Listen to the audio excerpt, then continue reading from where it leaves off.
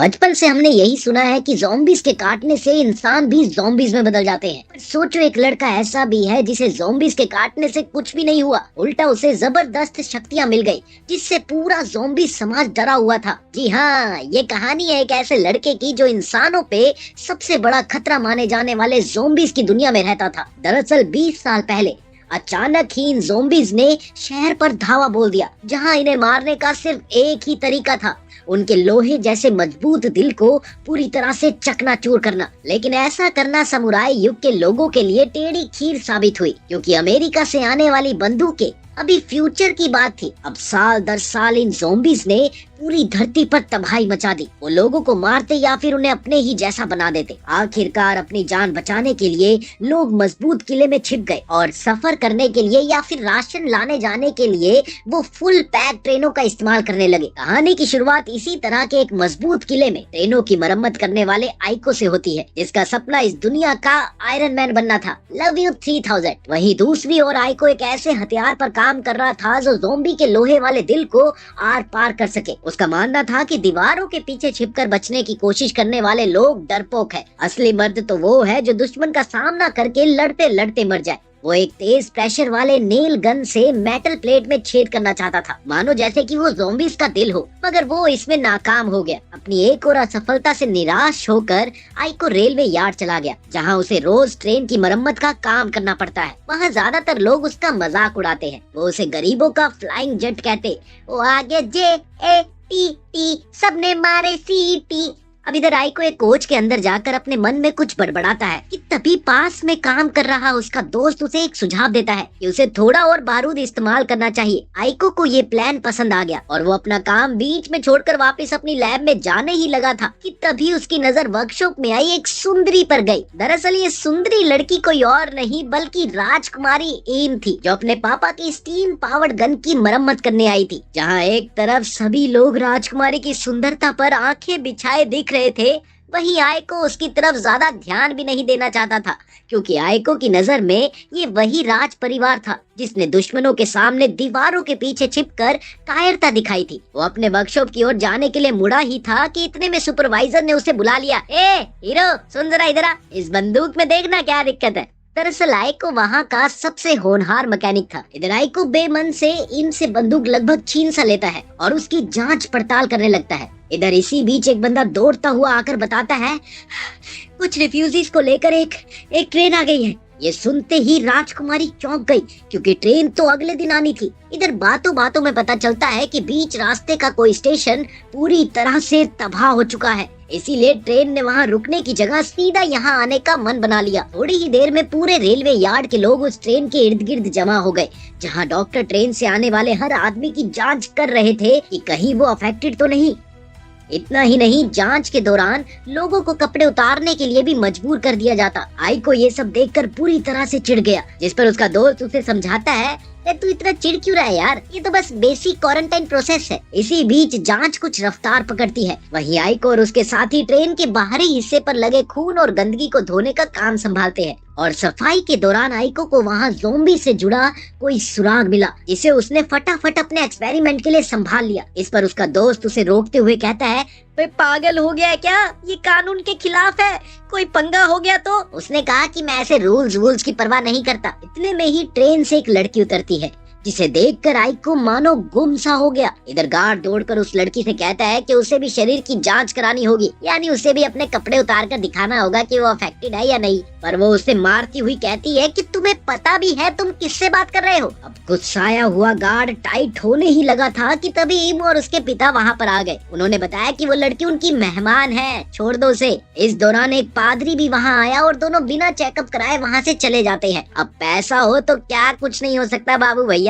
इधर ठीक उसी समय ट्रेन में से एक आदमी भागकर बाहर आया, जिसे देखकर डॉक्टर चिल्लाते हैं कि वो ज़ॉम्बी के वायरस से अफेक्टेड है। बस फिर क्या था, ये सुनते ही गार्ड ने हवा में फायर करके उसे गिराने पर मजबूर कर दिया और अगले ही पल उसे चारों ओर से घेर लिया। अब आदमी ने बहुत कोशिश की, यहाँ तक कि वो उनके सामने गिड़गिड़ाया भी कि मैं ज़ॉम्बी नहीं हूँ, प्लीज मुझे जाने दो, मैं ज़ॉम्बी नहीं हूँ। मगर गार्ड्स उसे जान से मारने को तैयार थे। इसी बीच आइको ने जोर से स्टॉप चिल्लाया, स्टॉप, और भागकर सीधा उस आदमी के आगे खड़ा हो गया। उसने बताया कि रूल्स के मुताबिक अगर किसी इंसान पर ज़ॉम्बी होने का शक है तो उसे 3 दिन जेल में रखने का सिस्टम है। ये सुनते ही गार्ड्स और गुस्सा हो गए। बस फिर क्या था, उसकी पिटाई धुलाई शुरू हो गई। हमें सिखाएगा तू। इसी दौरान आइको के बैग से ज़ॉम्बी का वो सुराग निकल गया, जिसे देखते ही सब लोग डर गए। अब सब यही सोचने लगते हैं कि कहीं आइको खुद अफेक्टेड तो नहीं। पर तभी मौके का फायदा उठाकर उस आदमी ने वहां से भागने की सोची, पर अगले ही पल गार्ड्स ने उसे अपनी स्टीम पावर्ड बंदूकों से गोली मार दी, जिससे उसकी मौके पर ही मौत हो गई। अब आदमी के मरते वक्त उन्हें ये समझ आ गया कि असल में वो अफेक्टेड नहीं बल्कि एक आम इंसान था। पर गार्ड्स को इस बात से घंटा फर्क पड़ना था, लिहाजा वो उस बॉडी को ठिकाने लगाने के लिए ले जाते हैं। इधर आइको बुरी तरह से टूट जाता है और उन्हें कोसता है कि क्या उनकी इंसानियत मर चुकी है। जिस पर इम के पिता कहते हैं कि एक गरीब मैकेनिक को इस तरह जवान लड़ाने का कोई हक नहीं। इसी बीच उनका बॉडीगार्ड कुरुसु आइको को बेहोश कर देता है और इम के पिता उसे जेल में डालने का आदेश दे देते हैं। उधर इम को ये बात कुछ खास पसंद नहीं आई। इस पर उनके पिता कहते हैं कि कानून व्यवस्था बनाए रखना उनका फर्ज है और उसके लिए उसे जो कुछ भी करना होगा वो करेगा। देर रात मुमई आइको से मिलने के लिए उसकी कोठरी में आई, जहां वो उससे पूछती है कि आखिर उसे कैसे मालूम था कि वो आदमी ज़ॉम्बी नहीं है। इसके जवाब में आइको कहता है कि दरअसल उसे भी नहीं पता था कि वो आदमी इंसान है या ज़ॉम्बी, मगर वो बिना किसी सबूत के उसे मरते हुए नहीं देख सकता था। वो ये भी बताता है कि उन्हें ऐसे लोगों से नफरत है जिन्होंने ज़ॉम्बी के डर के आगे इंसानियत ही छोड़ दी। उनमें इतना साहस भी नहीं है कि वो बाहर निकलकर उनसे लड़ सके। उसी वक्त एक और ट्रेन शहर के गेट पर आती है, जहां गार्ड उसका स्वागत करने के लिए दरवाजा खोलते हैं। मगर ये क्या, ये ट्रेन तो रुकी ही नहीं, बल्कि पास आने पर दिखता है कि ट्रेन पर ज़ॉम्बीज़ का कब्जा है। ये देखते ही जैसे ही गार्ड फाटक बंद करने को होते हैं कि तभी ट्रेन पटरी से उतरकर शहर में भयंकर धमाका कर देती है, जिससे चारों ओर आग भड़क जाती है। अगले ही पल उस धमाके से ज़ॉम्बीज़ बाहर रेंग कर आते हैं और फिर वो जिसे भी देखते हैं उस पर हमला कर देते हैं। इधर ये देखते ही मुमई वहां से भाग गई। वहीं गार्ड्स भी सिचुएशन को संभालने के लिए दौड़ते हैं, जबकि अपना आइको अकेला रह जाता है। वो एक तार की मदद से अपनी कोठरी का ताला खोलता है और अपनी लैब की ओर भागता है जहाँ उसका हथियार था। उधर प्रीस्ट और ईम के पिता के साथ कई बड़े लोग ईम को वहीं छोड़कर शहर से दूर किसी सुरक्षित जगह पर भाग जाते हैं, जबकि पूरे शहर में ज़ॉम्बियों का आतंक बड़ी तेजी से बढ़ रहा था। इधर आइको अपने शेड में भागता है, जहां वो अपने हाथ को काटकर खून की कुछ बूंदें गिराता है ताकि कोई ज़ॉम्बी उसके लैब तक खींचा चलाए। और हुआ भी कुछ ऐसा ही। एक ज़ॉम्बी उसके खून के निशान पर चलता हुआ वहां आ ही गया। इधर आइको गन लेकर पूरी तरह से तैयार था, मगर ज़ॉम्बी सामने के दरवाजे से आने की बजाय छत से हमला कर देता है। अब वो उतना बेवकूफ भी नहीं था जितना सब लोग उसे मानते थे। इसके बाद आइको ज़ॉम्बी के साथ हाथापाई में उलझ गया, जहां वो अपने नए पियर्सिंग गन से उसके लोहे के दिल को आखिरकार भेदने में कामयाब हो जाता है। इसके साथ ही ज़ॉम्बी मारा गया, जिसे देखकर आइको खुशी से झूम उठता है। ये मेरा एक्सपेरिमेंट काम कर गया। मगर तभी उसे अपने हाथ में जबरदस्त दर्द महसूस हुआ। ये क्या है? इसे ढंग से जांचने पर पता लगा कि ज़ॉम्बी ने उसे काट लिया था। अब धीरे धीरे वायरस उसके शरीर में फैलने लगा, लेकिन आइको इससे घबराया नहीं। वायरस को दिमाग तक पहुंचने से रोकने के लिए वो अपने हाथ को मेटल के बेल्ट से खूब कस देता है, पर वायरस फिर भी नहीं रुकता। तब आखिर में वो अपने गले में एक फंदा डालकर उसे मशीन की मदद से पूरी जोर से खींचता है। वो अपनी और साथ ही मशीन की पूरी ताकत लगाकर वायरस के बहाव को रोकने की कोशिश करता हुआ खुद को ये याद दिलाता है कि वो डरपोक नहीं है जो 5 साल पहले था, जब उसने अपनी बहन को अपनी आंखों के सामने मरता हुआ देखा था। अपनी एकाग्रता और विल पावर की मदद से आखिरकार उसने वायरस को आगे फैलने से रोक दिया और फिर वहीं पर बेहोश होकर गिर गया। उधर प्रिस्ट और मुमई शहर के बीचों बीच किसी महल में पहुंचते हैं, जहां प्रिस्ट उसे बताता है कि वो अब आगे नहीं जा सकता क्योंकि उसे भी ज़ॉम्बी ने जख्मी कर दिया है। इसीलिए वो अब एक देसी बम से अपने दिल को उड़ाकर खुद को ज़ॉम्बी बनने से रोकता है। वहीं दूसरी ओर मुमई आगे बढ़ गई, जहां उसे एक ज़ॉम्बी दिखता है, जिससे वो लड़ने के लिए तुरंत तैयार हो जाती है। पहले तो वो ज़ॉम्बी को अपने पास आने देती है और पास आते ही अपने कीलदार सैंडल से लात मारकर उसका सिर अलग कर देती है। दूसरी ओर इधर आइको होश में आकर पाता है कि वो अब भी इंसान ही है। वो बहुत खुश होता है कि इसी बीच उसका दोस्त भी वहाँ पर आ गया। अब मरे हुए ज़ॉम्बी को देखकर और कमरे की हालत को देखकर वो उससे पूछता है क्या उसने ही ज़ॉम्बी को मारा है, जिसके जवाब में आइको बड़े गर्व से कहता है हाँ मैंने ही मारा है। इसके बाद दोनों गले लगते हैं, जहाँ आइको उसे ये भी बताता है कि ज़ॉम्बी ने उसे काटा भी था। ये सुनते ही उसका दोस्त बुरी तरह से डर गया। उधर बाहर शहर का हाल भी बहुत बुरा हो चला था। इम किसी तरह गार्ड्स को संभाल रही है कि वो ज़ॉम्बीज़ की फौज को शेल्टर के भीतर ना घुसने दे। इसी बीच एक बूढ़ा आकर कहता है, हमें अगले शहर जाना चाहिए। जिस पर इम कहती है कि उसके पिता ने उसे यहीं रुककर सिग्नल का इंतजार करने को कहा है। तभी मुंबई भी वहाँ पर आ गई, जिसने मनीष मल्होत्रा डिजाइन का एक अजीब सा सेक्सी गाउन पहना हुआ था। इस दौरान पास खड़े एक आदमी ने उसे धक्का देने की कोशिश की, मगर अपने बेमिसाल मार्शल आर्ट मूव से वो उसे तुरंत पटक देती है। बाप के सामने दादागिरी नहीं करने का, समझा। अगले ही पल वो कहती है कि यहाँ किसी भी सिग्नल का इंतजार नहीं किया जा सकता। वो खुद रास्ता साफ करेगी जिससे बाकी लोग ट्रेन तक भाग सके।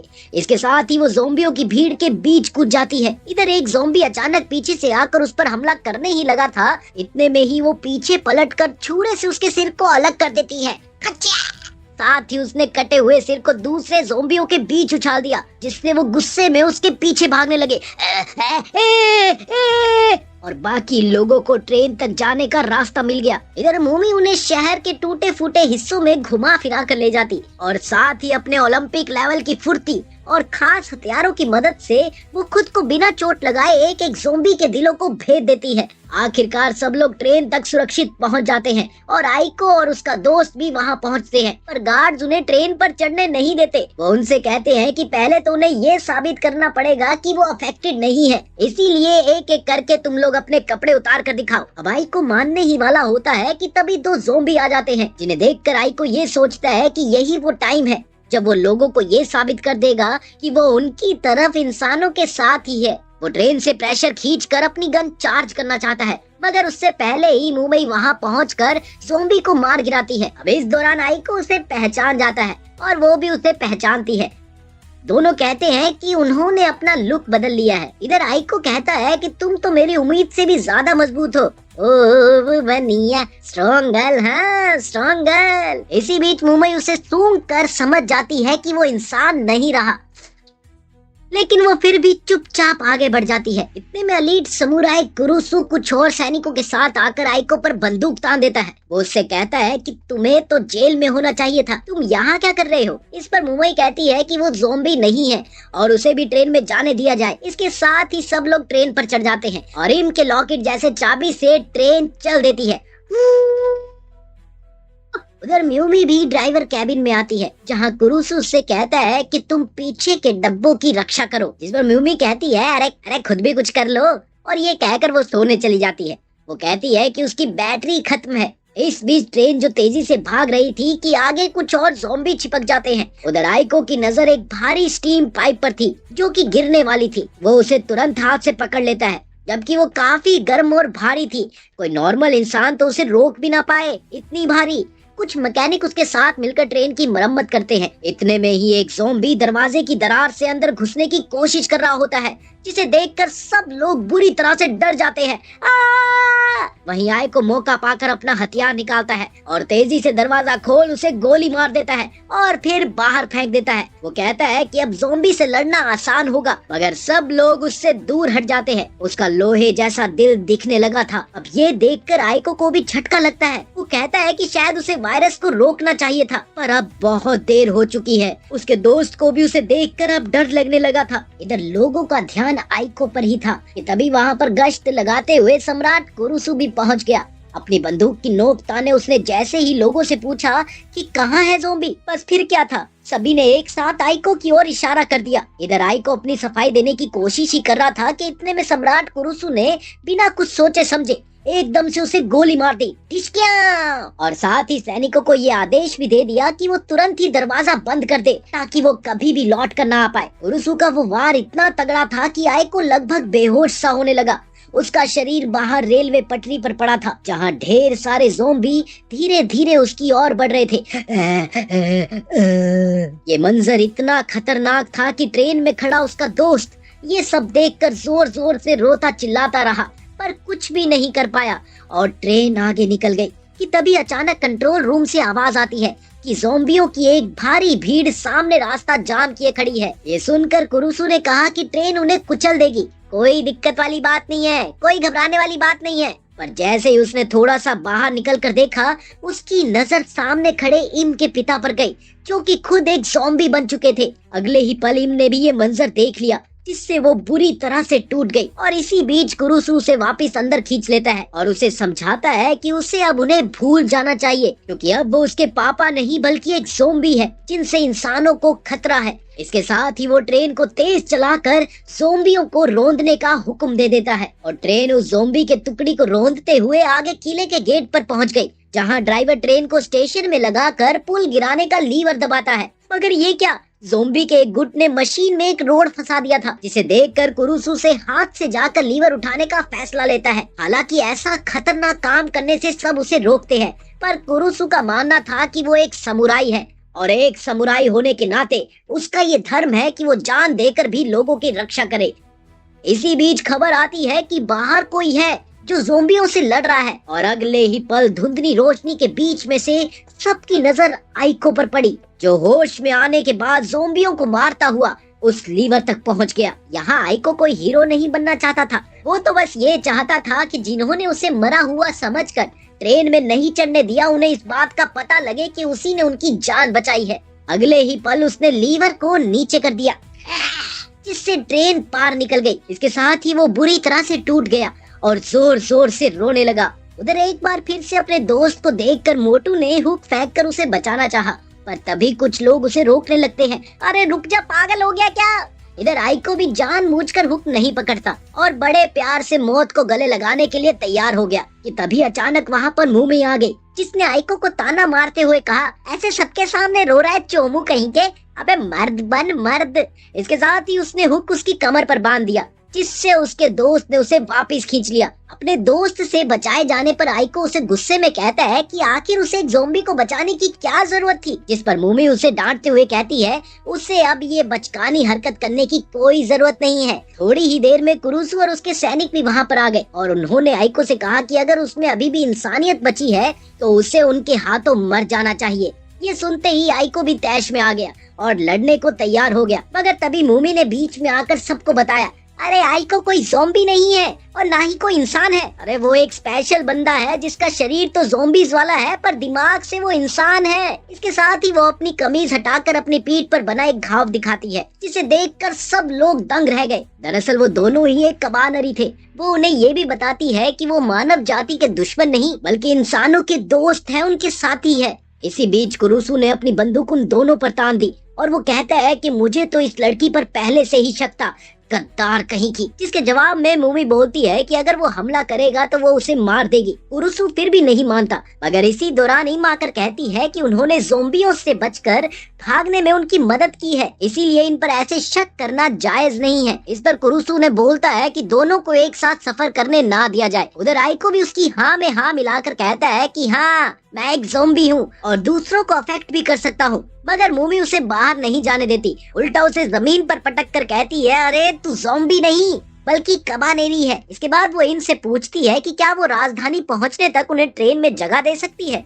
इस दौरान आइको बीच में बोलने की कोशिश करता है, मगर उसी वक्त मूमी उसके अखरोटों को तोड़कर बेहोश कर देती है। अब इधर कुछ घंटों के बाद आइको की आंख खुली, जहां उसने देखा कि उसका शरीर पूरी तरह से ठीक हो चुका है। वहीं उसके ठीक सामने मूवी भी आराम से बैठी है। दरअसल दोनों को ट्रेन के बॉयलर रूम में बंद रखा गया था। इसके बाद म्यूमी आइको से राजधानी के बारे में पूछती है, जिस पर आइको कहता है कि वहाँ ज़ॉम्बियों पर बड़े रिसर्च होते हैं और शायद वो लोग उसकी इस हालत का इलाज कर पाएंगे। इसके बाद म्यूमी उसे बताती है कि उसे हर हाल में वहाँ पहुँचना है, क्योंकि उसके भाई ने उसे एक खास मिशन सौंपा था जिसे वो अभी बता नहीं सकती, मगर इसके लिए उसे आइको की जरूरत है क्योंकि वो उसे अपने ढाल की तरह इस्तेमाल करेगी। अब इधर आइको कुछ भी समझ नहीं पाता। म्यूमी बताती है कि इतना चलने फिरने पर उसे बहुत जोरों की नींद आने लगती है, ऐसे में आइको को उसकी रक्षा करनी होगी। इसके साथ ही वो आइको को लड़ने की ट्रेनिंग देने लगी, क्योंकि भले ही उसमें ताकत हो मगर एक्सपीरियंस के मामले में भाई साहब तो जीरो थे, जीरो।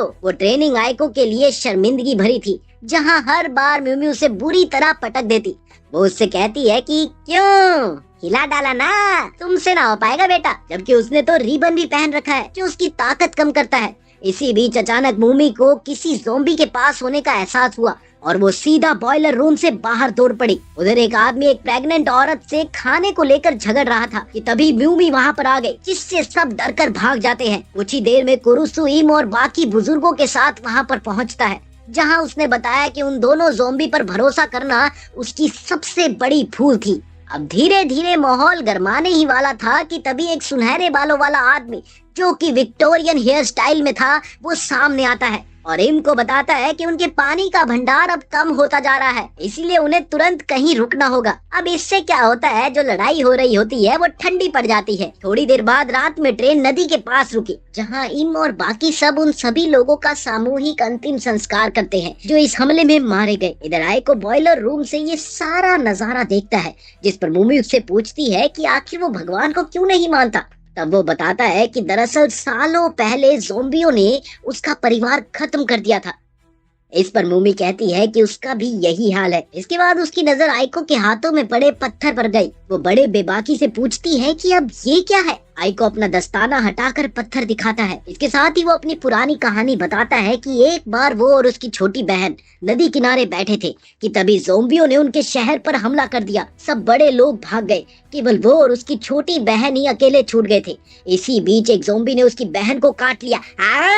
वो मदद के लिए बहुत भागा, मगर किसी ने उसका साथ ही नहीं दिया। वापिस लौटकर जब उसकी नजर अपनी बहन पर पड़ी तो उसने देखा कि उसकी बहन ज़ॉम्बी बनने लगी थी। वो पल इतना इमोशनल था कि आइको खुद को रोक नहीं पाया और अपनी बहन को गले लगाकर वो खूब रोया। उसने अपनी बहन से अपनी नाकामी के लिए माफी मांगी और उसे बदलने से रोकने के लिए एक बम लगाकर उसका दिल उड़ा दिया। बस तभी से वो पत्थर लिए घूमता है और इसे अपनी बहन की आखिरी निशानी मानता है। वो ये भी कहता है कि उस दिन उसे भागना नहीं चाहिए था, बल्कि अपनी बहन के साथ वहीं पर मर जाना चाहिए था, मगर उसका पछताना बिल्कुल ही बेमतलब था। उसी समय किसी बूढ़े आदमी के कहने पर कुछ गांव वाले बॉयलर रूम के बाहर पहुंच जाते हैं, जिनका मकसद आइको और मूमी को खत्म करना था। कि तभी इम भी वहां पर आ गई और वो उन्हें रोकना चाहती थी, पर सभी ने लगभग रट सी लगा रखी थी कि उन्हें ज़ॉम्बी को मार देना होगा। इधर इम बॉयलर रूम में गई, जहां मूमी पहले से ही सब कुछ सुन चुकी थी। उसने बिना किसी देर के इम से कहा कि अब वो इन लोगों को वही देने वाली है जो वो चाहते थे। अगले ही पल वो दरवाजे से कूद कर बाहर आई, जिससे वहाँ मौजूद सभी लोग डर गए और लड़ने को तैयार हो गए। इसी दौरान आइको भी वहाँ पर आ गया और उसने बात संभालते हुए मूमी को कहा, डोंट डू, जस्ट चिल। इतने में मूमी एक दफा फिर ज़ॉम्बी की गंध पाकर वहाँ से चली गई। अब इधर इम सोचती है कि उसे लोगों का डर दूर करना होगा, इसलिए उसने अगले ही पल आइको पर हमला कर दिया। उसने आइको पर एक छुरा चलाया, जिसे आइको रोक लेता है। जिस पर इम ने उससे पूछा, तुम पलटवार क्यों नहीं करते? इसके जवाब में आइको बताता है कि 5 साल पहले उसने अपनी बहन को ये वादा किया था कि वो कभी ना किसी लड़ाई से भागेगा और ना ही किसी निर्दोष की बलि देगा। वो ज़ॉम्बियों से लड़ेगा। आइको की इन बातों को सुनकर इन लोगों से पूछती है, भाई बोलो, अब भी किसी को कोई शक है? इस पर सब पीछे हट जाते हैं और जो ये सारी प्लानिंग कर रहा था वो दूर खड़ा निराश रह जाता है। थोड़ी ही देर में ही आइको से माफी मांगती है। ये जो कुछ भी हुआ ये मेरी मजबूरी थी। वहीं आइको भी उसकी मजबूरी समझता है, मगर ये क्या, अचानक आइको खून की कमी की वजह से जमीन पर ढेर हो गया। इसी बीच उधर मूमी कॉमन एरिया में बच्चों के साथ खेल रही थी, जहाँ कोई भी माँ अब उससे उतना नहीं डर रही थी। खेल के दौरान वो बताती है कि उसे बड़ी जोर की भूख लगी है, पर वो आम इंसानों की तरह नॉर्मल खाना नहीं खाती, बल्कि उसे तो खून चाहिए होता है। ये सुनते ही सब लोग बुरी तरह से चौंक जाते हैं। इसी बीच शोर मचता है कि कोई प्रेग्नेंट औरत ज़ॉम्बी बन गई है। ये सुनकर मूमी झटपट उधर भागती है और कुछ योद्धाओं की तलवार छीनकर उस औरत के दिल पर वार करना चाहती है। इधर कुछ लोगों ने आवाज देकर उसे रोकना चाहा, अरे रुक जाओ, पर मूमी सुन ही नहीं पाती और इसके साथ ही 2 बार वार करके वो उसे मार देती है। इधर दूसरी तरफ इम आइको की मदद कर रही है, पर आइको कमजोर होने की वजह से खुद को नहीं संभाल पाता। उसके अंदर का ज़ॉम्बी जागने लगा और वो इम के खून का प्यासा बन गया। वो लगभग इम पर धावा बोलते हुए उसे नीचे पटक देता है। उधर इम को कुछ भी समझ नहीं आता कि आखिर आइको ऐसा क्यों कर रहा है। उधर बाहर लोग म्यूमी पर गुस्सा हो रहे थे कि आखिर उसने प्रेग्नेंट औरत को बिना सोचे समझे ऐसे क्यों मार डाला। जिस पर म्यूमी जवाब देती है कि वो माँ और बच्चे दोनों ही ज़ॉम्बी थे, पागलो, उनको कोई बचा ही नहीं सकता था। तब म्यूमी अचानक से महसूस करती है कि एक जबरदस्त ज़ॉम्बी सेना उनकी ओर बढ़ रही है। इधर बॉयलर रूम में आइको इम को काटने ही वाला है कि कुरुसु आकर उसे हटाता है जिससे आइको को झटका लगा और वो होश में आ गया। अपनी इन हरकतों को याद करके वो बुरी तरह से घबरा गया। इधर कुरुसु उस पर बंदूक तान कर उसे मारने ही वाला था कि तभी म्यूमी वहाँ आकर इनको बताती है कि अब उन्हें निकलना होगा क्योंकि ज़ोंबी की एक बड़ी सेना उनकी ओर आ रही है। अब ये सुनते ही सब लोग बुरी तरह से घबरा गए और इधर ट्रेन दोबारा चलने लगी, जहाँ पर गार्ड रक्षा करने की कोशिश करते हैं। पर ये क्या, ज़ोंबी तो ट्रेन पर चिपक ही गए जैसे फेविकोल का कोई जोड़ हो। उधर गार्ड लोगों के कहने पर आइको और म्यूमी को वापस बॉयलर रूम में बंद कर देते हैं क्योंकि ज्यादातर लोगों को उनके साथ लड़ना मंजूर नहीं था। उन्हें ये शक था कि म्यूमी और आइको की वजह से ही ज़ोंबी यहाँ पर खींचे चले आए हैं। इधर बूढ़े इन पर दबाव डालते हैं कि वो उनकी कैप्टन बनने के लायक ही नहीं है, इसलिए मास्टर की चाबी वो उन्हें सौंप दे, जिस पर इन मान जाती है। इधर चाबी मिलते ही बूढ़े आदमी ने ड्राइवर को कहकर ट्रेन पहाड़ों की ओर मुड़वा दी, जिस पर इम उसका विरोध करती है। उसने चिल्लाकर कहा कि आप लोगों का दिमाग तो ठिकाने पर है या नहीं, पता भी है कि वहाँ कितने ज़ोंबी होंगे, ये बहुत खतरनाक हो सकता है। पर इसे वो बूढ़ा आदमी अनसुना कर देता है और उसे रसोई में जाकर अपना काम करने को कहता है। अरे जा यार, अपना रसोई में जाकर काम कर। उधर आइको म्यूमी को बताता है कि उसने इन पर हमला करके बहुत बड़ी गलती कर दी, जिस पर म्यूमी उसे समझाती है कि ये कोई बड़ी बात नहीं थी, उन्हें बस भूख लगी थी और कुछ भी तो नहीं। थोड़ी ही देर में कुछ आदमी आइको के दोस्तों को भी बंदी बनाकर उसी डिब्बे में डाल देते हैं,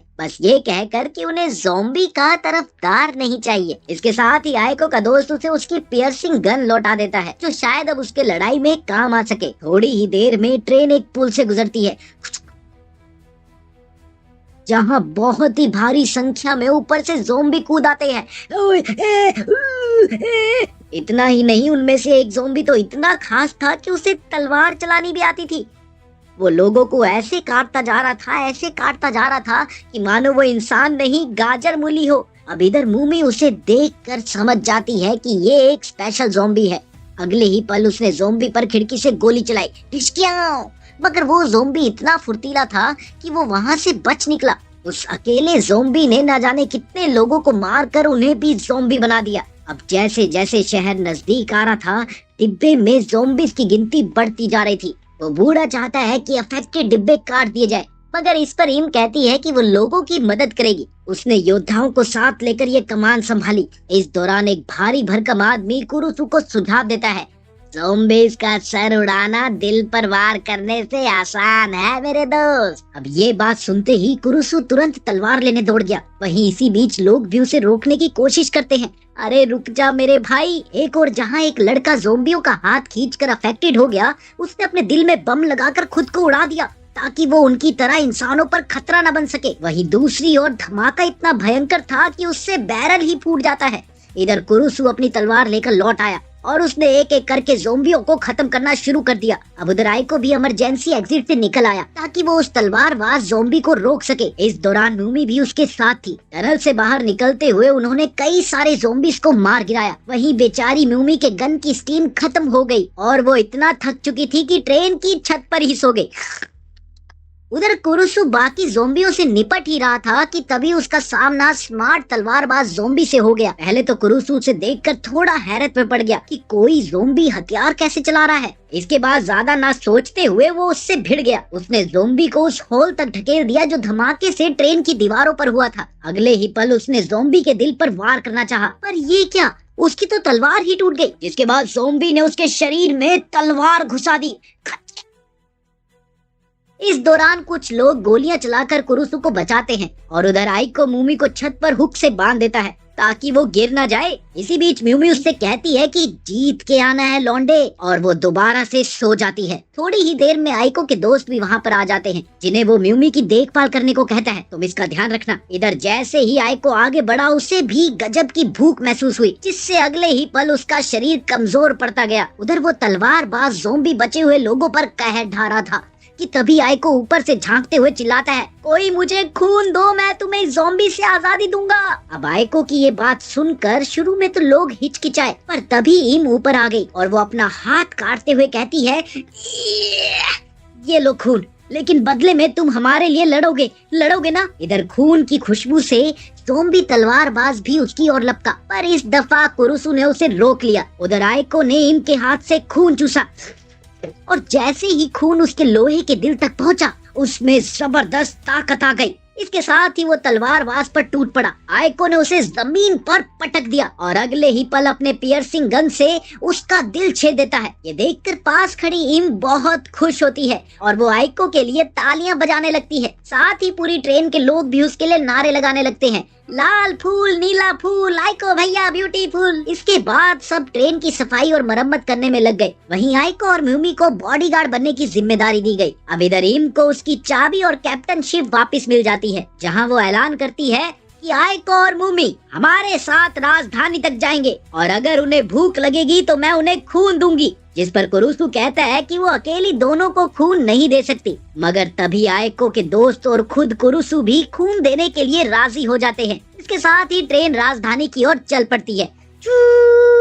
इसके बाद जल्द ही वो अजीब सुनहरा बंदा आयको की पियर्सिंग गन देखकर वैसे ही गन्स बनाने लगता है जो ज़ॉम्बी के दिल को भेद सके। अब इधर आयको भी ज़ॉम्बी के दिल से निकले मेटल को तलवार पर चढ़ाने का प्रयोग करता है ताकि तलवार और ज्यादा मजबूत हो जाए। इतने में अचानक से ट्रेन रुक जाती है। दरअसल ड्राइवर ने इमरजेंसी ब्रेक लगाया था। इधर ईम के पूछताछ में पता चलता है कि जिस शहर में उन्हें रुकना था वो जवाब ही नहीं दे रहा। असल में शहर ज़ॉम्बियों के हाथों तबाह हो चुका था, मगर कुछ लोग अब भी वहाँ पर जिंदा थे। इसलिए इम उनके लिए एक बचाव दल भेजती है जो कि कुछ बचे लोगों को लेकर आते हैं। इस दौरान म्यूमी एक आदमी को देखती है जो कि उसकी जान पहचान का होता है। वो उसे वहाँ से गुजरते वक्त बाहर बुलाता है, सुनो जरा। जहाँ म्यूमी को ये पता चलता है कि उस इमू नामक आदमी के पास म्यूमी के भाई के लिए खास खबर है। कुछ सरकारी अफसर ह्यूमन विरोधी हथियार जमा कर रहे हैं, इसीलिए उसके भाई को सतर्क रहना चाहिए। इस पर म्यूमी कहती है कि उसका भाई पहले ही उसे निकाल चुका है, वो कुछ नहीं करेगा। ये सुनते ही इनू ने अचानक म्यूमी पर हमला कर दिया, पर म्यूमी उसे रोक लेती है और वो उसे लगभग धमकाते हुए कहती है कि ये गलती दोबारा मत करना वरना मैं तुम्हारी जान ले लूंगी। इस पर इनू ने अपनी पिस्तौल निकाल कर म्यूमी के पेट पर लगा दी और वो उससे कहता है कि तेरा भाई भी तुझे तब तक ही रखेगा जब तक तू उसके काम की है, बाद में वो तुम्हें भी निकाल फेंकेगा जैसे उसने औरों के साथ किया है, समझी। इसके बाद वो वहाँ से चला गया, जबकि म्यूमी ये सोचकर कांपने लगी कि शायद वो सच बोल रहा है। उधर आयको और बाकी लोग शहर के रास्ते को पार करने की योजना बनाते हैं कि जहाँ से भी राजधानी का रास्ता सबसे छोटा हो हम वहीं से जाएंगे। तभी म्यूमी वहाँ पर आ गई। उसने आयको को टॉन्ट मारते हुए कहा कि मुझे कायरो की योजना में कोई दिलचस्पी नहीं है। आयको उसे समझाने की कोशिश भी करता है पर म्यूमी उसे लात मारकर उड़ा देती है। वो कहती है कि वो भी उनके साथ रहकर उनके जैसी कायर नहीं बनना चाहती। इस पर आयको लोगों को समझाता है कि कोई बात नहीं, ये प्लान हम म्यूमी के बिना भी कर सकते हैं। वहीं म्यूमी वापस बॉयलर रूम में जाकर छिप जाती है। फिर थोड़ी देर बाद आयको बॉयलर रूम में सामान लेने जाता है, जहाँ वो म्यूमी से पूछता है कि वो इतना अजीब बर्ताव क्यों कर रही है, जिस पर म्यूमी कुछ भी नहीं कहती। अब इधर ट्रेन शहर में घुसी, जहाँ लोग क्रेन से टूटी हुई इमारत हटाने जाते हैं। आयको के दोस्त क्रेन कंट्रोल पैनल में थे, जहाँ से वो लोअर लेवल पर ज़ॉम्बीज़ को मारने का प्लान करते हैं। इधर म्यूमी बाहर निकलकर सीधा बॉयलर रूम की ओर भागी ताकि वो अकेले ही उन ज़ॉम्बीज़ को खत्म कर दे। उसकी ये हरकत आयको को बिल्कुल भी पसंद नहीं आई और वो उसे इग्नोर कर देता है। म्यूमी दरवाजा तोड़कर अंदर घुसती है, जहाँ 100 से भी ऊपर ज़ॉम्बी उसके सामने थे। वो बम गोली चाकू से एक एक करके सबको मारने लगी और इसी दौरान वो खुद भी थोड़ी सी घायल हो गई। वहीं कुछ देर बाद आयको और उसके दोस्त भी उसी जगह पर पहुंच गए जहां म्यूमी पहले से मौजूद थी। वो पाते हैं कि म्यूमी ने पहले ही कई सारे ज़ॉम्बी को मार गिराया। वो ताना मारते हुए आयको को भी बच्चा दिमाग बोलती है, पर आयको उसकी बात अनसुनी करके बॉयलर चालू करता है। वहीं उसके साथी क्रेन से मलबा हटाते हैं, लेकिन तभी उनकी नजर टावर पर गई, जहां हजारों ज़ॉम्बीज टावर पर चढ़ रहे हैं। ये देखकर सब बुरी तरह से डर गए। आयको बॉयलर को हाई पावर में चलाता है, पर ज़ॉम्बी इतनी बड़ी तादाद में थे कि ये हमला उनके लिए कुछ भी नहीं था। इसीलिए वो लोग फैसला करते हैं कि उनको ट्रेन की ओर लौटना चाहिए। लेकिन इस दौरान म्यूमी का कहीं भी पता नहीं चलता और आयको तय करता है कि वो उसे भूल कर पहले तो अपने साथियों को बचाएगा। वो उनसे कहता है कि वो लोग ट्रेन की तरफ चले जाएं। जाओ, ट्रेन की तरफ जाओ, जबकि वो यहाँ पर क्रेन चलाएगा वरना खतरा बढ़ सकता है। इधर जब आयको उस मलबे और मेटल के ढेर को पटरियों से हटाने की कोशिश कर रहा होता है, तभी उसकी नजर बाहर लड़ती हुई म्यूमी पर पड़ी, जो कि बहुत कमजोर और हताश दिख रही थी, मगर फिर भी खुद को साबित करने पर तुली हुई थी कि वो डरपोक नहीं है। उसकी हालत चाहे जैसी भी थी, लेकिन फिर भी वो अपनी आखिरी हद तक ताकत लगाकर ज़ॉम्बियों से लड़ रही थी। इधर आयको सोचता है कि म्यूमी खुद चीजें संभाल लेगी, इसीलिए उसका ध्यान पूरी तरह से क्रेन पर था। लेकिन अचानक उसे दिखता है कि एक ब्रूस ली टाइप का ज़ॉम्बी म्यूमी को बुरी तरह से पटक रहा है। दे पटक, दे पटक। यहाँ तक कि उसने म्यूमी से हथियार तक छीन लिया और अगले ही पल उसे नीचे कोयले के ढेर में पटक दिया। ये देखकर आइको तय करता है कि उसे क्रेन छोड़कर म्यूमी की मदद करनी होगी। बस इसी वजह से मलबा ट्रैक पर ही पड़ा रहा और ट्रेन को रुकना पड़ा। उधर आइको एक केबल के सहारे कूदकर नीचे आता है और उस कुंफू ज़ोंबी को मारकर म्यूमी को उठाता है। लेकिन तभी अचानक जमीन हिलने लगी और इसके साथ ही बॉयलर बिल्डिंग में जोरदार धमाका हुआ, जिससे आइको और म्यूमी कोयले के नीचे दब गए। इस बीच ज़ोंबीज एक साथ मिलकर एक बहुत बड़े राक्षस जैसा रूप ले लेते हैं, जिसे देखकर सबके रोंगटे खड़े हो गए। अगले ही पल वो राक्षस ट्रेन की ओर दौड़ता है, जहाँ ड्राइवर किसी तरह से रिवर्स में ट्रेन को एक हैंगर में ले जाकर रोकता है। वहीं समुराय ने जल्दी हैंगर का गेट नीचे कर दिया। साथ ही बाकी लोगों ने राक्षस पर फायरिंग करके उसकी रफ्तार थोड़ी सी कम कर दी, ताकि वो राक्षस अंदर नहीं घुस पाए, और तभी गेट बंद हो जाता है। वहीं दूसरी ओर राक्षस इतनी जोर से गेट से लगा कि ज़ोंबियों का झुंड ही टूट गया। उसी वक्त उधर म्यूमी को एक डरावना सपना दिखा, जहां उसने देखा कि उसकी एक दोस्त को सिर्फ इसलिए मार डाला गया क्योंकि उसमें ज़ोंबी के बदलने के लक्षण दिखे थे। इससे म्यूमी बुरी तरह से डर गई, मगर उसने किसी तरह से अपने जज्बात छिपा लिए, क्योंकि उसका मुंह बोला भाई, जो दरअसल उसका मास्टर था, तुरंत वहां से निकलना चाहता था। नींद से जागने पर उसे एहसास हुआ कि वो मलबे के नीचे दबी हुई है और अब वो और ज्यादा अफेक्टेड हो गई है। कुछ देर बाद आइको मलबा हटाते हुए कहता है उसने क्रेन छोड़कर उसे बचाने की गलती की, सिर्फ इसलिए ताकि वो उसकी जान बचा सके। इस पर म्यूमी कहती है कि वो उसे छोड़कर चला जाए, वो खुद यहाँ से निकल जाएगी और साथ ही ज़ोंबियों का भी सफाया कर देगी। जिस पर आइको जवाब देता है कि वो एक चट्टान के नीचे फंसी हुई है और अभी वो इतनी कमजोर है कि कुछ नहीं कर पाएगी। लेकिन तभी म्यूमी के शरीर में ज़ोंबी का खून हावी होने लगा, जिससे वो बुरी तरह से डर गई कि कहीं वो सच में ज़ोंबी ना बन जाए। इस बीच आइको जल्दी से उसे बोतल बंद खून पिलाता है, जो वो अपने साथ लाया था, जिसे पीकर म्यूमी ने बेहतर महसूस किया। तभी आइको की नजर सामने की ओर गई, जहाँ एक ज़ोंबी का झुंड उनकी ओर आ रहा था। वो सोचता है कि पहले इनसे निपट लिया जाए, लेकिन फिर वो म्यूमी को देखता है। उसका मानना था कि जब तक वो लड़ सकता है वो लड़ेगा, पर म्यूमी को वो यूं बेबस नहीं मरने देगा। उसने अपनी पियर्सिंग गन संभाली और अपने हाथ को एक दफा फिर से काटकर खून की बूंदें गिराता है, ताकि ज़ोंबी उसकी ओर आए। वो वहाँ से कुछ दूर दूसरे हिस्से में ज़ोंबियों को लड़ने के लिए ले जाता है। इसी बीच म्यूमी बेहोश सी हो गई, जहाँ उसे अपने गांव के तबाह होने की यादें आती हैं और जहाँ पर ज़ोंबियों ने म्यूमी की माँ को भी मार डाला था। उसे बस इतना याद था कि तब उसकी जान एक घोड़सवार आदमी ने बचाई थी। इधर म्यूमी ये सब देख ही रही थी कि इतने में कुछ योद्धा ट्रेन वाले पहुंचकर उसे मलबे से निकालते हैं। फिर वो होश में आते ही तुरंत आइको को ढूंढने दौड़ पड़ी, जो उसे दूर एक जगह बेहोश पड़ा मिलता है, जहां उसके साथ बहुत सारे मरे हुए ज़ोंबी भी पड़े हुए थे। वो दौड़कर उसके पास गई, जहां उसने पाया कि वो बुरी तरह से घायल होने पर भी जिंदा है। अब वो ट्रेन की ओर लौट ही रहे होते हैं कि रास्ते में वो काला राक्षस ज़ोंबी एक बार फिर से आ जाता है। वो तेजी से ट्रेन पर चढ़ जाते हैं, जबकि वो बड़ा सा राक्षस टनल को तोड़कर अंदर घुसने की कोशिश करने लगा। इधर कुरुसु ने सबसे पूछा कि क्या हम इसे हरा सकते हैं। इस पर आइको के दोस्त को लगता है कि उनके पास स्टेशन से मिली भारी तोप है, उससे अगर कोशिश करे तो शायद हम इसे हरा सकते हैं। इधर म्यूमी बताती है कि इस कॉलोनी के अंदर एक मेन ज़ोंबी होता है, कोर, जिसे अगर हम मार दे तो पूरी कॉलोनी ढह जाएगी। अब तोप से सीधा कोर तक पहुंचना मुमकिन नहीं था, पर हाँ, उससे कोर को बाहर लाया जा सकता था। और फिर म्यूमी कहती है कि इसके बाद मैं उसे खत्म कर दूंगी। कुछ घंटों बाद आइको मलबा हटाता है ताकि ट्रेन आगे बढ़ सके, और ये क्या, वो बड़ा सा मॉन्स्टर ट्रेन का पीछा करने लगा। इधर फैटी तोप पर तैनात था। इसे म्यूमी बताती है कि मॉन्स्टर को आखिरी पल तक और पास आने देना और फिर गोला दाग देना। लेकिन फैटी घबरा गया। वो पहले तो जल्दी फायर कर देता है, जिससे मॉन्स्टर के सिर का बस कुछ हिस्सा ही उधड़ पाता है और कुछ ज़ोंबी ट्रेन पर आकर गिरते हैं। अब गार्ड उन्हें रोकने की कोशिश करते हैं। वहीं आइको और कुरुसु भी लड़ाई में कूद जाते हैं। कुरुसु ने आइको की बनी नई तलवार ली, जिससे दिल भेदना और भी आसान हो गया था।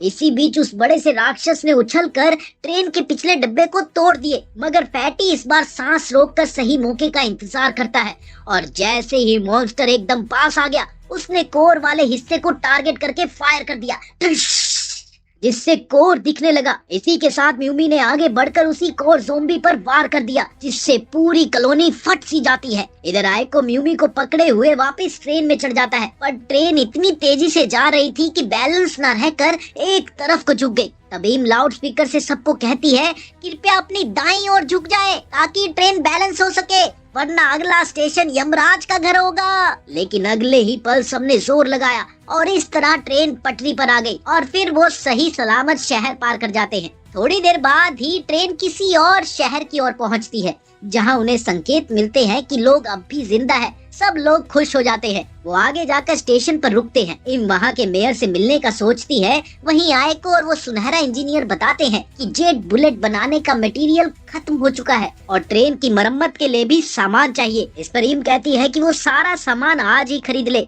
क्योंकि हम कल निकलेंगे। शहर के बाजार में सब टीमें जाकर जरूरी सामान लेती हैं।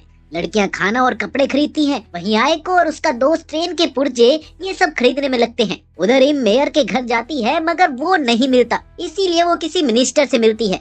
उसने मिनिस्टर को आयको द्वारा बनाई जेट बुलेट की ताकत दिखाई, जिसे देखकर मंत्री तो बहुत ज्यादा खुश हुआ। इसीलिए वो बदले में लोगों के लिए खाना और घायलों को शहर में रखने के लिए मान जाते हैं। अगली सुबह सभी उठकर बाहर देखते हैं कि एक काली ट्रेन स्टेशन में दाखिल हो रही है। तमाम लोग जमा होकर उनके लिए तालियां बजाते हैं। दरअसल वो ट्रेन लिबरेटर्स की थी, एक आजाद ज़ोंबी शिकारी दल जो उजड़े शहरों को ज़ोंबियों से मुक्त करके इंसानों को लौटाता है।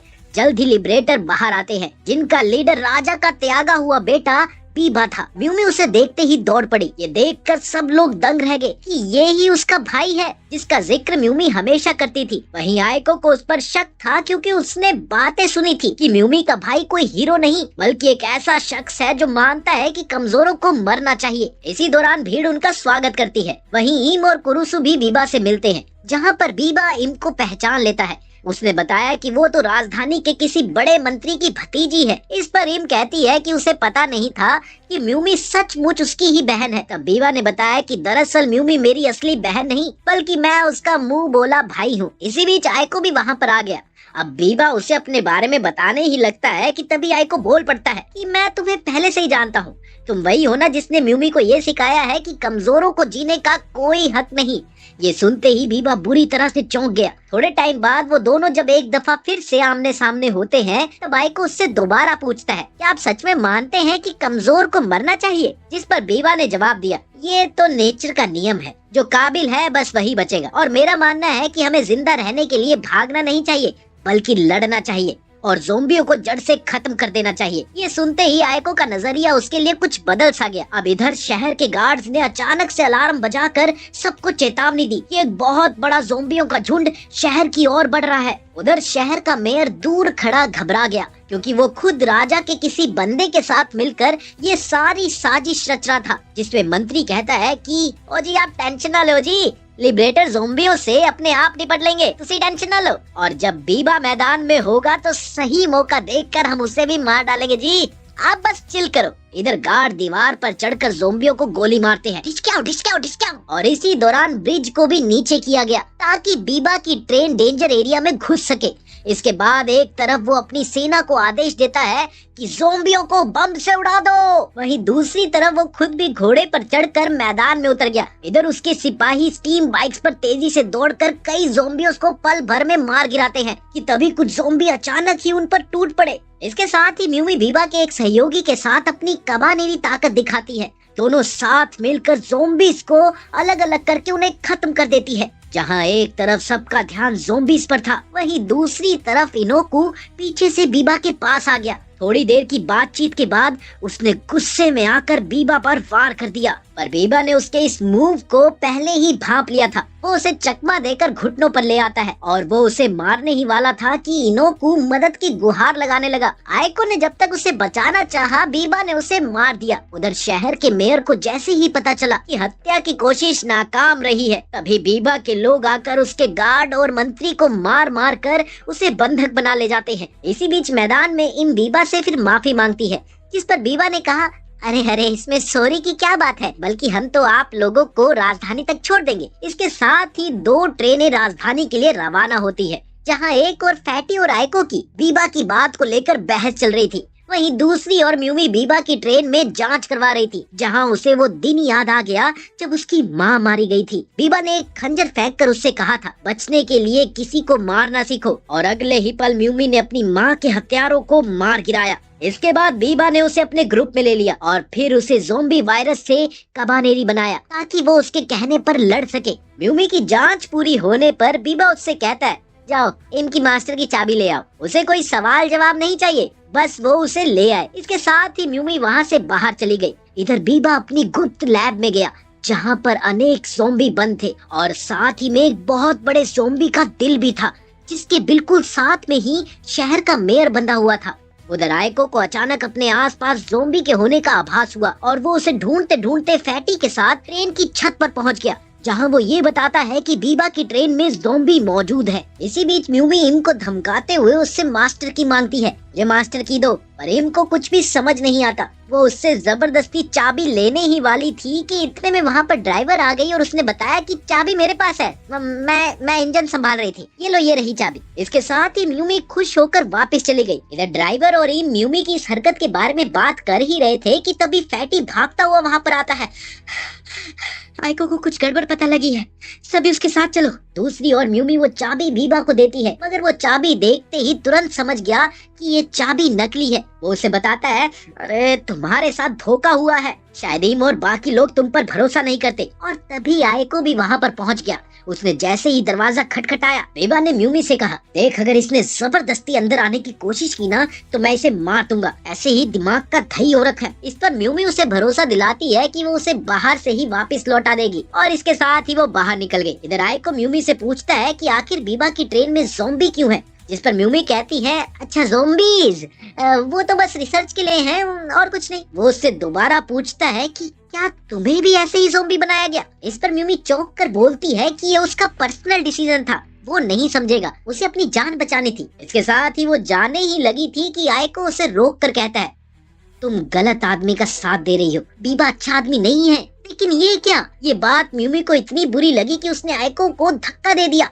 और कहा कि तुम मेरे भाई को नहीं जानते, और वो अंदर चली गई। और इस दौरान पीछे खड़े इम और फैटी ने ये सारी बातें सुन ली। अगले दिन उनकी ट्रेन एक और स्टेशन पर रुकती है, जहाँ का मेयर बीबा और उसकी टीम को आने नहीं देता। मतलब इम की ट्रेन अब बीबा से अलग हो जाएगी। ये सोचकर इम को कुछ राहत मिली, मगर अगले ही पल वो सोचती है कि शायद इससे राजधानी तक पहुँचने की हमारी संभावना कम हो जाएगी। इधर आयको सब महत्वपूर्ण लोगों को जुटाता है और कहता है कि मुझे बीबा की ट्रेन में सैकड़ों ज़ोंबी महसूस हो रहे हैं, अच्छा है कि हम अलग ही रहें। पर म्यूमी उनके साथ जा रही है। उधर जब वो मेयर के मेंशन की ओर बढ़ते हैं तो फैटी उन्हें देख लेता है और तुरंत आयको को इसकी खबर देने दौड़ता है। कुछ ही देर में बीबा और उसकी टीम मेयर के मेंशन में पहुंची, जहां राजधानी से आए समुराय उन पर भरोसा न होने के कारण बंदूक तान देते हैं। Hands up. अब बीबा ने उसे अपनी मर्जी का करने दिया, मगर तभी म्यूमी को टॉयलेट आ गई और मेयर के एक आदमी ने जैसे ही उसे रास्ता दिखाया, वो इस मौके का फायदा उठाकर वहाँ से भाग जाती है। इधर आयको और फैटी उसे पुल की ओर भागते हुए देखते हैं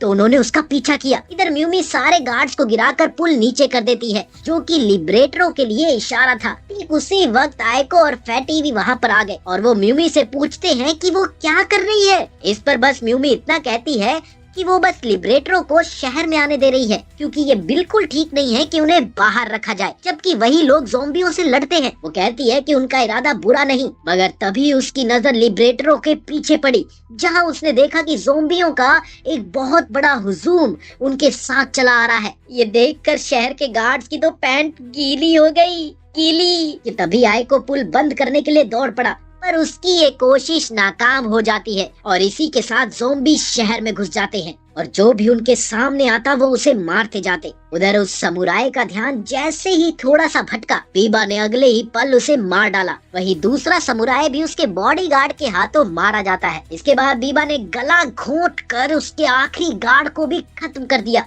इधर इम हथियार उठाकर उसे रुकने को कहती है। बीबा के बॉडीगार्ड पर तो भूत सवार था, उसने चाकू उठाकर उसकी ओर फेंका, पर शुक्र है कि ड्राइवर बीच में आकर इनको बचा लेती है। और इसके बाद बीबा ने मेयर को भी मौत के घाट उतार दिया। बाहर म्यूमी ये देखकर दहल जाती है कि इन सब की वजह सिर्फ और सिर्फ वो है जिसने पुल नीचे किया। उधर आइको और फैटी ट्रेन के पास पहुंचते हैं जहां शहर के समुराय ज़ोंबियों को रोकने की कोशिश कर रहे थे। इधर कुरुसु सोचता है कि वो इम को लेने जाएगा, पर उसे क्या पता था कि इम को बीबा और उसके आदमियों ने बंधक बना लिया है। कुरुसु देखता है कि वो लोग इम को बीबा की ट्रेन में ले जा रहे हैं। उधर ट्रेन के अंदर बीबा अपनी फीमेल बॉडीगार्ड के साथ था, जो ये अच्छे से जानती थी कि वो आज मारी जाने वाली है।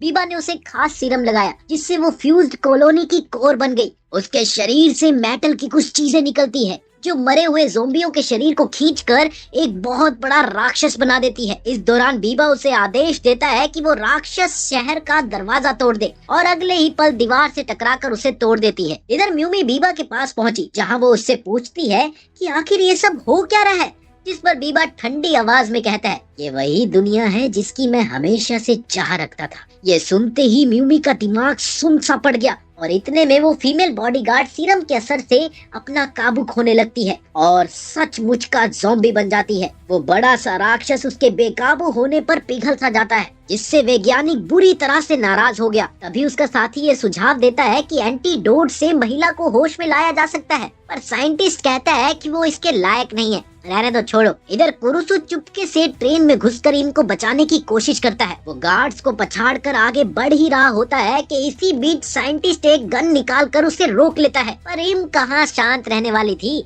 उसने उसे भटकाकर असिस्टेंट को पटक दिया। इसके साथ ही एंटीडोट छीनकर वो कहती है, अगर तुम नहीं रुके तो मैं इसे फेंक दूंगी। इस पर साइंटिस्ट उसे गोली मारने ही लगा था कि कुरुसु उस पर झपट पड़ा और दोनों नीचे गिर जाते हैं। उधर वो ज़ॉम्बी फीमेल पूरी तरह से बेकाबू हो गई और अपने ही साथियों को मारने लगी। अब सैनिक उसे गोलियां मारते हैं, मगर ये गोलियां उसे भड़का देती है। फिर उसने अगले ही पल मैग्नेटिक धमाके जैसी शक्ति का इस्तेमाल करके पूरी बिल्डिंग को ही उड़ा दिया। इसके बाद वो गुस्से में बीबा पर झपटी, जिससे वो बुरी तरह से डर जाता है। मगर ये क्या, ऐन वक्त पर वो उसे मारने से रुक गई और उसी समय का इस्तेमाल कर बीबा उसके दिल में छुरा घोंप कर उसे मार देता है, जिसे म्यूमी देखकर पूरी तरह से टूट गई। इसके बाद लिबरेटर सेना इस बीच बचे लोगों को बंदूक की नोक पर अपने कब्जे में ले लेती है। जब आयको ने इस बात का विरोध किया तो उसे भी नीचे गिराकर ये धमकी दी गई, हमें तेरे खून की जरूरत है, विरोध किया तो मारा जाएगा। वहीं दूसरी तरफ जो लोग ज़ॉम्बी के शिकार बने हुए थे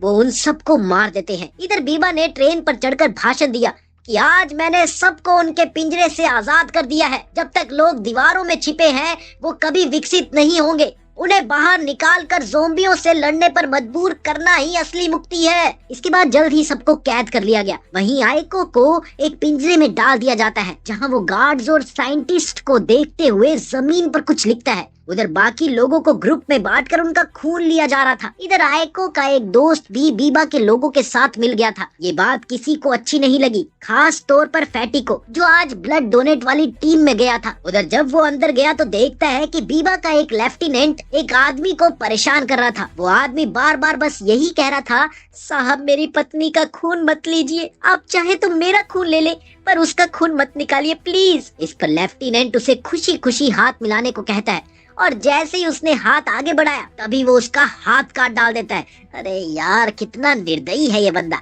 अब फैटी खड़ा होकर इसका विरोध करता है पर गार्ड उसे काबू में कर लेते हैं। इसके बाद में वो आइको से मिला जहां उसने आइको से पूछा, कब खून खोलेगा तेरा, तू कब कुछ करेगा, अब बस बहुत हो गया ये सब, अब और नहीं सहा जाता। इस पर आइको उसे बताता है कि कल रात जब ये लोग खून लेने आएंगे मैं पिंजरे से निकलूंगा और बीबा का काम तमाम कर दूंगा। अब इधर उसी समय बीबा इम से कहता है कि अगर अपने लोगों को बचाना है तो राजा के पास ये संदेश भेज दे कि वो फाटक खोल मुझे मेरे पिता से मिलवा दे। जिस पर इम मान जाती है। वो पूछती है, फिर तुम अपने पिता के साथ क्या करने वाले हो? जिसके जवाब में बीबा कहता है, 10 साल पहले राजा ने 4 लाख की सेना को ज़ॉम्बियों को मिटाने भेजा था। मुझे 12 साल की उम्र में उस सेना में कमांडर बना दिया गया था। हमने कई शहरों को आजाद करवाया पर हमारी मदद अचानक बंद हो गई और सारी सेना मिट गई और ये सब कुछ मेरे पिता के आदेश पर हुआ था और अब मैं उसका बदला लूंगा। इधर रात में आइको अपने दोस्तों को सारी प्लानिंग समझाता है कि अगर हम इंजन रूम पर कब्जा कर ले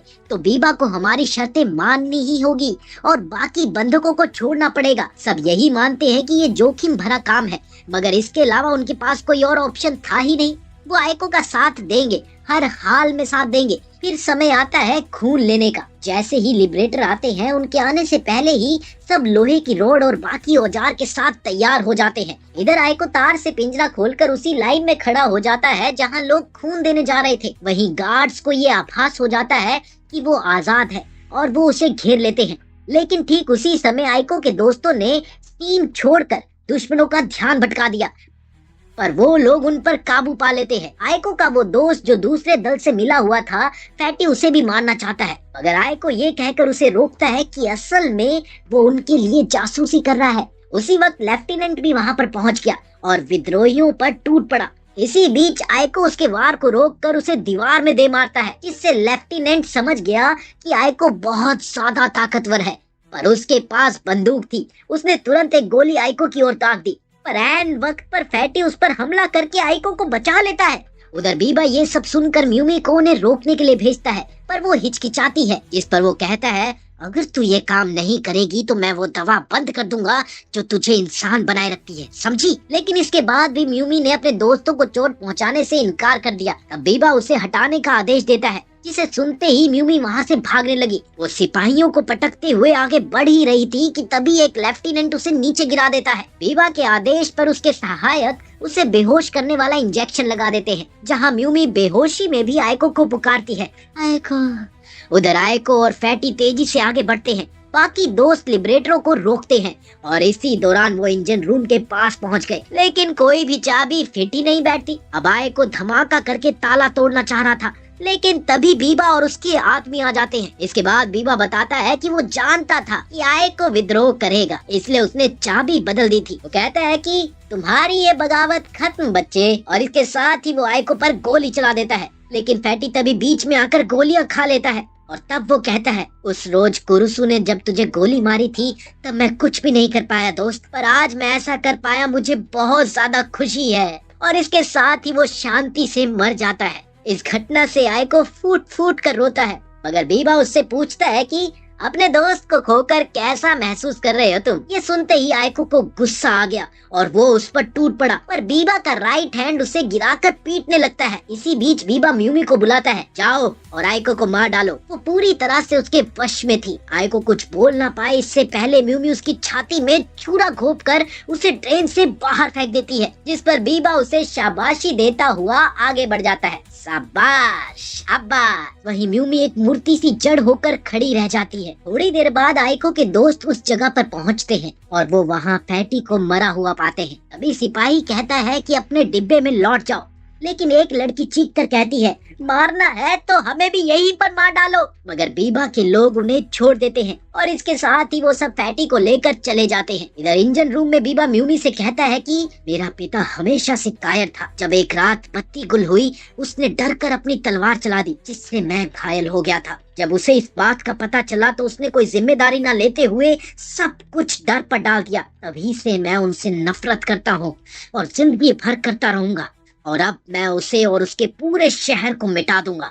इसके बाद वो म्यूमी को वो सीरम लगाता है जो उसे फ्यूज्ड कॉलोनी की कोर बना देगा और जिसे वो राजधानी के फाटक को तोड़ने के लिए इस्तेमाल करेगा। इधर राजधानी में राजा जनता को बताता है कि बीबा कितना निर्दयी है, उसने एक शहर तबाह कर दिया, मगर डरो मत, हम उसे हरा देंगे। लेकिन इसी दौरान एक ऑपरेटर आकर उसे एक बहुत बड़े मॉन्स्टर की सूचना देता है, लेकिन ये क्या, राजा उसे ही मार देता है। उसका मानना था कि ज्यादा जानकारी डर फैलाती है। उधर आयको बहता बहता समुद्र तट पर बेहोश मिलता है। फिर वो एक सपने में देखता है कि उसकी बहन म्यूमी का रूप लेकर उसे मारने आई है। वो अचानक ही घबराकर जाग गया। उसने फैटी की मौत को अपनी गलती मानी कि इसी बीच उसकी नजर एक ज़ॉम्बी पर गई, जिससे वो डरकर एक जहाज के मलबे में छिप गया। इधर एम की ट्रेन जैसे ही राजधानी पहुंचती है, वैसे ही मैसेंजर राजा को बताते हैं एम ने बीबा को कैद कर लिया है। ये सुनते ही राजा उन्हें अंदर आने देता है। एम एक तरफ का ड्रामा करती है कि उसने बीबा को पकड़ा है ताकि उसके लोगों को शहर में जगह मिल सके। इस पर उसके अंकल और दूसरे अफसर को विश्वास सा नहीं होता। वो कहते हैं कि वाकई इतनी आसानी से। तब एम बताती है कि सब ने बहुत मेहनत की और पूछती है क्या हमें शहर में रहने की जगह मिल सकती है। इसके जवाब में अफसर एक हफ्ते के लिए जेल में क्वारंटीन करने के लिए मान जाता है, जिसे एम तुरंत मान जाती है। इसके बाद उसे और बीबा को महल में बुलाया गया। उधर कुरुसु आयको से पूछता है आखिर तुम भाग क्यों गए, जिस पर आयको ने जवाब दिया मैं कुछ भी नहीं कर पाया। इसके बाद कुरुसु ने उसके मनोबल को बढ़ाते हुए कहा कि चलो, अब वो टाइम आ चुका है कि हम सब साथ मिलकर सबको बचाएं। पर आयको मना करता है, जिससे कुरुसु उसे गुस्से से वहीं छोड़कर चला जाता है और आयको एक बार फिर से टूटकर रोने लगता है। इधर राजा के दरबार में बीबा घुटनों पर था। उसने अपने पिता से कहा कि अगर आपने मुझे कभी बेटा माना है तो खुद अपने हाथों से मुझे मार दीजिए। ये सुनते ही राजा ने वही खंजर उठाया जो कभी उसने बीबा को दिया था, मगर ये क्या, खंजर खोलते ही एक पिन उसकी हथेली में चुभ गई। इसके बाद अचानक वो सबको बताने लगा कि मुझे इंसानों और ज़ोंबियों में फर्क पता चल जाता है और यहाँ भी एक ज़ोंबी है। ये सुनते ही वहाँ मौजूद लोग सतर्क हो गए और अगले ही पल राजा में ज़ोंबी के लक्षण दिखने लगे, जिससे घबराकर एक गार्ड ने उसे गोली मार दी। राजा नहीं मरता। इस पर बीबा लगभग पूरे बदले हुए हाव भाव में कहता है कि और मारो, एक गोली काफी नहीं होगी इनके लिए। इसके साथ ही लोगों ने उसे गोलियों से छलनी कर दिया। इसके बाद बीबा उठकर अपने बाप की लाश से कहता है, देखा, मैंने तुम्हें नहीं मारा, ये तो वो डर था जिसने लोगों को ऐसा करने पर मजबूर कर दिया। और इसके साथ ही वो उसकी छाती में खंजर घोंप देता है। इधर पूरे शहर में दहशत फैल गई कि कुछ ज़ोंबीज़ अभी भी छिपे हुए हैं और उनके आसपास ही हैं। इस डर से लोग आपस में ही एक दूसरे पर टूट पड़े, जबकि उधर इनका अंकल उसे सुरक्षित जगह पर ले जाता है। और इसी दौरान बीबा की नजर एक आदमी पर गई जो उसके पिता की बॉडी को पैर से रौंद रहा था। वो उसे तुरंत गोली मार देता है और राजा की कुर्सी पर बैठकर अपने पुराने पलों को याद करता है। उधर कुरुसु एक बाइक ठीक करके आइको के पास गया, जहाँ उसने आइको को बताया कि दरअसल तुम्हें म्यूमी ने मारा नहीं बल्कि बचाया है, और अगर तुम्हें मेरी बातों पर भरोसा नहीं है तो तुम अपने घाव देखो। वो घाव बिल्कुल तुम्हारे दिल के करीब है पर दिल पर नहीं है। वो चाहती तो तुम्हारे दिल पर भी वार कर सकती थी। इसका मतलब म्यूमी ने तुम्हें बचाया है, मगर उसका ऐसा करने का क्या फायदा, तुम तो उसे बचाने तक नहीं जा रहे हो। ये सुनकर आइको को हिम्मत मिलती है। खैर, उधर म्यूमी शहर में फैली लाशों के बीच भटक रही थी। वो धीरे धीरे और ज्यादा अफेक्टेड हो रही थी और इस दौरान उसे अपनी माँ की बात याद आ गई। उसकी माँ कहती थी कि तितलियां मरे लोगों की आत्मा ले जाती है और उसने लाल तितलियों का झुंड देखा, जिससे वो डर गई। इसी बीच उसके लोहे के दिल से मानो पंख निकलने लगे और थोड़ी ही देर में वो मॉन्स्टर बन गई। इधर आइको फैसला करता है कि वो भी फ्यूज्ड बनेगा। वो एक साइंटिस्ट के पास गया और उससे कहता है कि मुझे भी ब्लैक सीरम दो, मैं भी फ्यूज्ड बनने को तैयार हूँ। इस पर साइंटिस्ट ने उसे बताया कि ये सीरम केवल फीमेल काबानेली पर काम करता है, मगर आइको नहीं मानता। वो कहता है कि मुझे थोड़ी ताकत चाहिए, भले ही उसकी जान क्यों ना चली जाए। उसका केवल एक ही मकसद है, बीबा को जान से मारना और मूमी को बचाना। वो ब्लू सीरम खुद को इंजेक्ट कर लेता है, जिससे उसे काफी ताकत महसूस होती है और साथ ही उसे अपने गले पर एक पट्टा सा महसूस होता है, जिसके बारे में साइंटिस्ट ने उसे बताया कि अगर वो ये पट्टा तोड़ेगा तो उसे खतरनाक शक्तियाँ मिलेगी। इस पर आइको बड़े ही जोश में कहता है कि आज मैं किसी अपने को मरने नहीं दूंगा, और वो पट्टा तोड़ देता है। इसके बाद आइको और कुरुसु स्टेशन पहुंचकर ज़ोंबियों को आसानी से खत्म करते हैं, मगर आइको को ऐसा लगता है कि वो अपने शरीर पर कंट्रोल धीरे धीरे अब खो रहा है। इस पर कुरुसु ने उससे कहा कि अगर तुम कभी भी पूरी तरह से ज़ोंबी बन गए तो मैं तुम्हें भी मार दूंगा। उधर म्यूमी एक खतरनाक मॉन्स्टर में बदल गई। वो लगातार राजधानी के रक्षकों के हमलों को झेलती रही, मगर उसका दिमाग मानो चल सा गया था। उसे लगता है कि सब उससे मर जाने को कह रहे हैं। वो लाल तितलियों को उड़ा रही थी और अनजाने में सारे मकान तोड़ रही थी। अब इधर बीवा ये सब कुछ देखकर खुश हो रहा था कि सब कुछ उसकी प्लानिंग के मुताबिक ही चल रहा है कि तभी अचानक वहाँ आइको आ गया। लोग उस पर गोली चलाते हैं पर वो सबको पछाड़ देता है। उधर कुरुसु ऊपर से हमलावरों को रोकता है। इधर बीबा का एक आदमी आइको पर ट्रेन चलाने की कोशिश करता है, मगर आइको एक ही झटके में गार्ड्स को हटाकर मैग्नेटिक पल्स सा छोड़ता है, जिससे ट्रेन हवा में उछलकर फट जाती है। आइको को भी समझ नहीं आया कि आखिर ये हुआ कैसे। उसकी बॉडी लगभग पूरी तरह से आउट ऑफ कंट्रोल हो रही थी। तभी बीबा के एक साथी ने उस पर फिर से वार किया, जिससे आइको ब्लॉक करके उसके दिल में तलवार घुसा देता है। उधर दूर खड़ा बीबा सारा तमाशा देख रहा होता है। इसी दौरान उसके एक लैब असिस्टेंट ने पास में आकर उसे ये बोलकर एंटीडोट पकड़ा दिया कि अगर जरूरत हो तो इसका इस्तेमाल करना।